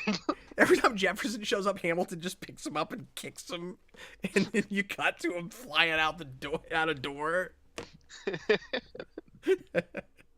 Ehrenberg is Ehrenberg. Carlton. He just shows up to dance, and then in the last episode he kills Hamilton. Burned put in a $9.99 super chat. Thanks a lot, man. He says, I just got here, and I don't know if it's been asked yet, but do you think a proper motion picture version of Hamilton could work? I love you guys. Goodbye. Thanks I for love you popping too. in to say that. No, we love you, Burned. Thanks for being here, man. Long enough to leave that, and thanks for your support as always, man. Austin and I talked, we alluded to that a little bit. We talked about how neither of us really needs a movie version of this. And again, I say put these in the big screen and call them the movie versions, and that's the end of it. Obviously, there are some plays that make for better films than others where you can actually adapt it into a movie and it's a different experience than the play. Yeah. I also don't mind one-room dramas that are essentially the same thing you'd see on the stage, but they have cinematography where it's a subtle adaptation, but the camera still brings something to it, right? Mm-hmm. Austin said that he sees this as kind of unfilmable. I just feel like it would, yeah, it is in the sense that you do one of two things with it. You'd either shoot it exactly the way they shot it, but it's not on stage, it's on sets and locations, and you're constantly, it might be really intrusive, you're just constantly jumping to different places. My worry, and I said this to Austin off camera, would be that you'd have to shoot the whole thing on a green screen and you would just keep changing the locations in the background constantly, because you got to remember, you've got whole swaths of time passing in a single song. Like, we start the Revolution and have a number of battles in it in one musical number. Mm-hmm. How do you do that on the big screen? But my other worry would be if you tried to do it more traditionally, again, because it's, you know, all the dialogue is sung essentially. You'd have to add an extra like 30, 45 minutes to an already 2 hour and 40-minute thing. Mm-hmm. No, I feel like you'd have to cut it down a lot. And the other thing is you can't abridge this, by the way. That's a mistake. Yeah, and I feel like visually it would possibly be less interesting. And by possibly, I mean a lot. But like, for example, you know, you mentioned the part where they're kind of like rapping back and forth when they're writing the letters. Yeah. You need like both of them side by side, so you would have to like build that set to like be that, but clearly they're in different rooms, and like I don't think that would work. And because it's a movie, they would more likely just cut back and forth, which is boring. I've seen that done in things, and it could be okay, but you're right, on stage, all of this, like with Watchmen with comics, is built to be a play, and so in trying to adapt it, it's hard to imagine you wouldn't lose something. But Dr. Horrible does that, where there's a musical number. It's not the whole number, but there's a place where there's a split screen down the middle, and you have two characters that are singing separately, but it's one song. They're in different locations. That's how you do it, right? It would be a line down the middle with two scenes, and they'd go back and forth. Yeah, I it'd be feel like okay. That's lame. Yeah, I don't know. I feel like that's lame. Like, I feel like the way, if you were to do this in a movie, it would be like, you'd want it to be like one set, I think, where they're both just on camera together, but it's clear that they're not in the same room. I don't know. I wouldn't actually want this, but if you set it in modern day, or you set it in like the 20th century somewhere, what you do, Austin, is you do the Batman '89 thing where they'd be on TVs and they'd be like pushing each other away on the TV monitors. That just sounds like an MTV music video. That's like you're bowling and they bring down the screens where they play like MTV videos while you're bowling, and then that comes on. Yeah. No, don't make a movie version of this. Yeah, absolutely. Make something crazy. Like, if you're making it in modern day, do like Hamilton in space. Like, they're conquering the moon. Space Hamilton? Yeah, exactly. That sounds better. Or just do what we said at the beginning of the show and just give me zombie founding fathers. Right, yeah. But no, that Shakespeare thing we do where we set it in present day but we keep all the dialogue the same, you really don't want to do that with a thing like this because it's already got an intentional anachronism. Mm-hmm. Yeah, the and that, whole like, point is never that works for me. the period is not changed, but the way it's acted is. So the portrayal is weirdly, at least visually, and in the events and stuff, is what it would be then, more or less. But then, we've got some modern lingo and stuff in the rapping and Yeah, and that never works with me with the Shakespeare thing. Like, I remember in high school I had to watch the Patrick Stewart Macbeth, which takes place in World War One. I've never seen that. I always just found that distracting. That they're still talking in Shakespearean dialogue. I don't know. Maybe that's just a me thing. No, it's not. I mean, there are a lot of those, and I think some of them are more effective than others. But it tends to just be kind of cutesy and cheap. Sensationalism to me, where it's like, you take a period in history where you can make it a clear allegory, where you're like, okay, it's Macbeth, but it's this particular time period. Would you say it was set in World War One? I never saw that. Yeah, it all takes place in a bunker. So like when you do that, there's maybe a novelty for it for the first 5 or 10 minutes, and then you go, okay, I get it. Like, there's an allegory here, and I understand what the allegory is. The only way that would really work, I think, but then it wouldn't be the Shakespeare play now. It would be a different thing. It would almost be like if you buy into The Lion King as Hamlet, it would be that where you'd go, let's tell a World War I story that is more or less Macbeth, but we actually write it. Like, you straight up adapt it. So, like, it's that Shakespeare play, but it's not called Macbeth, and all the names are different, and then you just present it, and you go, okay, it's Macbeth, but it's its own thing. And, like, by the way, I think that's fine. Yeah, like, that's how we get O. I don't know if you know what that is. Not right off. I had to watch that in high school. It's Othello, but done as like a high school basketball team. Oh. And they changed all the names because you can't have like those Shakespearean names in like a high school in modern day. So instead of Iago, it's Hugo, and then Othello is just named O. Did they rewrite it? Did they change the dialogue? Yeah, they do change the dialogue for that. Well, see, I mean, that's better. Yeah. Like, I think that's strange okay. Because it's like, why would you make a high school basketball Othello? But yeah.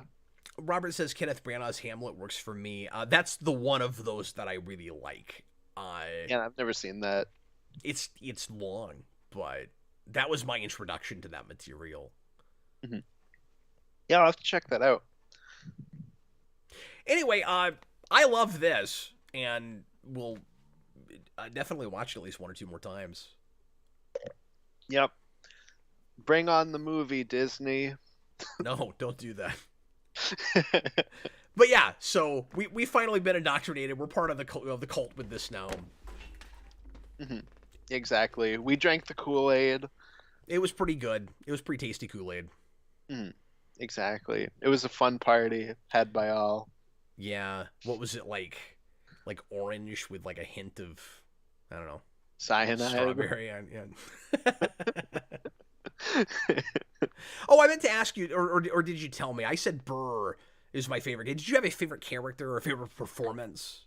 For me, it's 100% Jefferson, and then secondary's probably the King. Just in that the King's really funny, and he like leaves an impression. Oh, he's wonderful. And then Burr. This is one of those things where there's no real weak link. Like, everyone's really good. So.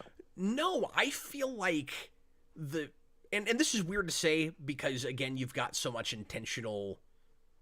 Again, I'm looking at, maybe I'm not looking at it right. I'm looking at it as color blindness, but you've got a lot of characters that we're not even, trying to make look like the person that lived in history. But despite the fact that you have a lot of black actors playing white characters, the person that stood out to me the most as not looking or being the right type. I guess not even in just like, I guess it just mean like in body build and stuff. Is Washington? Is it Washington? Yeah, I called it. But it totally works. There was like a few moments where I was like, "That's Washington." Yeah. Okay.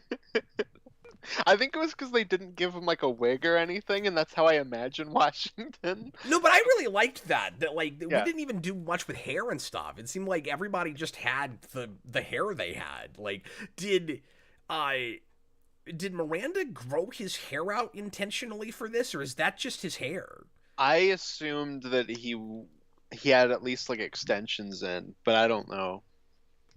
Because I can't remember who it was. You had one guy that had like really long. I don't think it was dreadlocks exactly, but. Mm-hmm. Yeah, and the only one that really has anything like that is the king, and obviously you want to give him like that powdered wig. Yeah. Yeah. That was just to represent that, but like nobody else does that. They all and it also had makes sense for what this is, that he's the one that has that and nobody else does. Yeah, because he's trying to maintain the status quo. Mm-hmm. Yeah, exactly, and they're all breaking it. But no, my first reaction to Washington was like, why is your Washington a high school football coach? He's Chewbacca's Lover put in a $5 super chat. Thanks, man. He says, I couldn't get past the first 5 minutes of Baz Luhrmann, Romeo and Juliet. Cringy. Again, I saw that in high school, and so I was kind of stuck there. So it's really weird. So I haven't actually watched it. That's just like a thing I know in my head, because through like all my childhood, my dad was like, "Oh, there's this Romeo and Juliet with DiCaprio, and it's so good. It's so good." And he would like constantly talk about it, and he would tell me about all these details, and I was like, "Oh, that sounds weird," but okay. And he's like, it's so good." And then I got older, and my sister was like, "Oh yeah, Dad showed me that Romeo and Juliet. It's amazing. It's brilliant." And then maybe like 3 years ago, it's like all I hear online is that movie sucks. And I'm like, oh, I guess it wasn't good. But Baz Luhrmann in general sucks. So Kando Tor says that was actually Miranda's hair at the time. That was my guess. Interesting. I just assumed that it was at least like maybe like extensions, if not a full wig. To like but make what it more would be full, the point of that if your Washington has a shaved head? That is true. That is true. I think I just saw it and went, that's like he probably did that to like commit to it. I don't know, but that makes sense. Yeah. But I mean, I get the sense that you could look however you wanted to with this play. Yeah, that is true. That's me being dumb. No, I mean I don't mean that. I'm just saying that my first thought was, oh, it's a really interesting choice, and then I'm looking at everybody else's hair, and I'm like, oh, there's no choices with hair. Mm-hmm. They just come in with whatever they had. Why is it Washington wearing a wig? He's Washington. When you think Washington, you think guy with a wig. And he shaved his head like a high school football coach. The king stole his wig. That's why they were fighting. Yeah, he's like, you'll be back because I stole your wig. Did one character we didn't talk about was Lafayette, who I thought was hilarious. The French guy. Oh yeah, he's really funny. Yeah, there's so many characters that like I was like, which one's he again? Okay, yeah, the French I only guy. remember that because it sounds French. Yeah. Yeah, no, absolutely. Well, and then it's funny that he's also Jefferson, because Jefferson's like, yo, I just came back from hanging out with the French. What's up? I didn't even catch that. That's really funny. Yeah, 'cause that was one of my favorite things about Jefferson, is that he rocks up and he's like, yo, I'm here now. And everyone's like, screw you, Jefferson. You've just been away hanging out with the French this whole time. We're like over here fighting a war. There's like that part where Hamilton's like, you were smoking pot with the French over there while we were fighting. Oh yeah, he does say that. Well, and we didn't talk about like really clever turns of phrase and stuff in the rapping, but there's so much of it. And, oh yeah, absolutely. I want to spend more time with this and commit some of that stuff to memory. Not to be an obnoxious fanboy about it, but just because it's cool. You know, I'd like to remember some of that stuff. You're gonna become one of those Nightmare Before Christmas people, but for Hamilton. Hey, my son Mikey is like that. Mikey knows every lyric to Nightmare Before Christmas, and he's Does 5. he ever quote it and then you go, "What's this?" What's this? Yeah. Yeah, no, you have to say that whenever anybody brings up anything with that. What's this? Yeah. But one that comes to mind is from that first song. The line is something along the lines of, "Are we a what is it? Are we a nation of states? What is the state of our nation?" There's some really good turns of phrase like that. Mm-hmm. Oh yeah, no, that's a good one. No, there's a ton, like every song. I mean, especially when they're just rattling off stuff, it gets crazy. And I felt like I should have gotten really tired of, like 2 hours and 40 minutes of like rhyming couplets and, everything being rhythmic. You'd eventually get into a trance where your mind wanders and you're not actually thinking about what's being said. The play is keenly aware that could happen and is constantly mixing up like beats and tempos, and like it's really careful not to get not to like lull you into a trance. Mm-hmm. Now, not turn into a lullaby, because it'd be so easy for that to happen. Yeah, no, you'll get guys just like spitting out bars, and then it'll be like, okay, now it's time. Bring the king out. He's gonna make everything blue. Get everyone back. Well, guys, thanks a lot for listening. I hope you enjoyed this almost 2-hour review of Hamilton. I figured it would go about this long. That's crazy. Oh my god, yeah. Damn. Yeah, it's kind of like the Revolutionary War in the play. It's like, oh wow, look at the time. That's done. we got Washington. We got the on our side. We got the war started, and our nation started, and Washington elected in a fraction of the time it took us to talk about this movie. And then we were already to John Adams. John Adams. That was great. Anyway, this was delightful. I had a lot of fun talking about it. Yeah. You can call us all Ehrenberg, by the way. We're dropping Hamiltons. Oh my god, Ehrenberg. I'm never going to forget that, by the way. I'm going to find every opportunity to make fun of you about Ehrenberg. And I re-listened to that song today knowing that, and I was like, yeah, no, he definitely said Aaron Burr. Oh, you're like, I can't even justify hearing it wrong. Yeah, especially because I've heard that song like a million times. Okay, Austin, I'm a little bit nervous about our next ReQuest. Oh, no. Because we're going to have to read a bunch of comics for a thing I know nothing about. And the requester assured me that this was accessible and that I didn't need to play the games in order to read this book. But it is on him when I look at this and have no idea what is happening. And hopefully, I honestly should have looked into it to make sure that we could get our hands on this. So if for some reason we can't, I will hit him up and get him to request something different.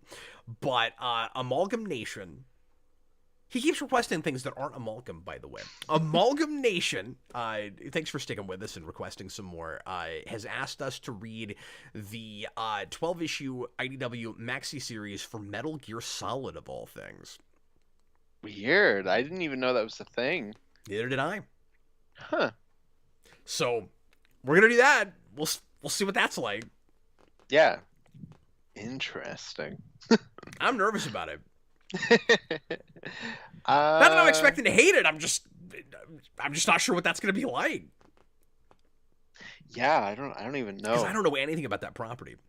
Well, it's very one guy going, look at all these movies I love. So Have I don't you ever played any of that? a little bit. Okay, I'm well, not like the biggest Kojima fan, yeah, but at but least you'll have some kind of an in, because yeah, I'm gonna come in very blind. yeah. Basically, Snake Plissken fights robots. So Well, those are two things I've heard of. yeah, Snake exactly. Plissken and And robots. robots. Yeah, exactly. Specifically, iRobot.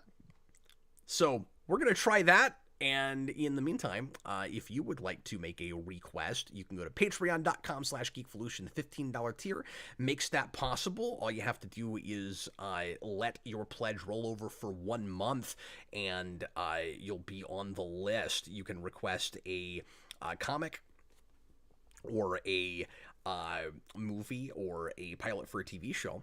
And let me know if you are interested in doing that. We have about a 4-month wait still right now. We've still got quite a few things on the list and quite a bit of folks doing this, so we appreciate you guys so very much. And I'll be back tomorrow night with the Captain Logan show at 7 o'clock Central Time. We're going to talk about some news items from the last couple of weeks since I've been on vacation, because every time I go out of town, Austin, a whole bunch of things happen, and Hollywood has imploded basically since the last time I did a show. And I was gonna say, what news is there? I can't even think of anything. I feel like every time I look, it's just like it gets worse. But yeah, I'm forgetting. I compiled a few articles that I want to talk about, but at the moment I don't remember what any of them are. So I'll go look into. Oh, that's right. This is what we're going to talk about. I'm expecting a full show on the Mattelverse. Okay, sure.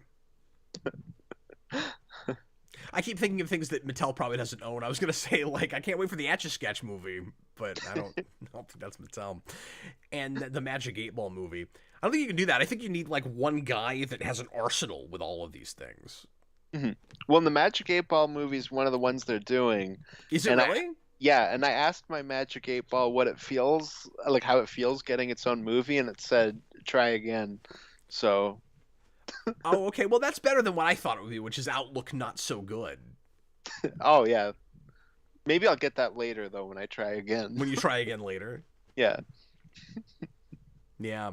And then Friday night, Austin and I are doing another superhero rewind commentary for the commentary project on Masters of the Universe, Dolph Lundgren from the 80s. So Not to be confused with Masters of Disguise.